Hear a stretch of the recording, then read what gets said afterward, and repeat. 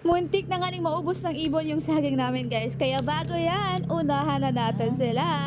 But dahil na sobrang busy ni asawa ng mga nakarang araw, hindi niya talaga to napansin na meron na pala kaming ready to harvest na saging nilakatan dito sa likod bahay namin. Abay, turing nga talaga na kapag meron kang tinanim, meron kayo talagang aanihin. Abay, napaka sobrang effective nga nung sinabi ko sa kanya nung mga nakaraang taon na imbis nga niya ako magtambay-tambay tayo after ng work natin, ay magtanim na lang tayo ng kahit 2-3 puno ng saging every other week. O, diba? Tignan nyo nga naman ngayon, namumunga na yung saging na tinanim namin, diba? Biniro ko pa nga niya siya noon, ay nako, damihan nga natin yung itatanim natin para pagtanda natin, hindi na tayo kailangan magtrabaho. Biniro ko nga lang yun, pero syempre pwede naman mangyari, diba? Why not? Coconut. Diba, wala namang imposible kapag lagi ka lang nagsisipag sa buhay. Alam niyo ba na pagtatanim ng saging ay isa rin sa mga simpleng paraan sa poverty reduction? Kasi sa loob ng 8 to 12 na buwan, pwede ka nang umani. At kapag namunga na nga, pwede mo tong gawing negosyo. Napakaliit lang na puhunan, pero napakalaking tulong din sa kabuhayan. Kaya ikaw, kung nanonood ka pa rin ng video na to, simulan mo na yung pagtatanim ng puno. Maraming salamat sa panonood!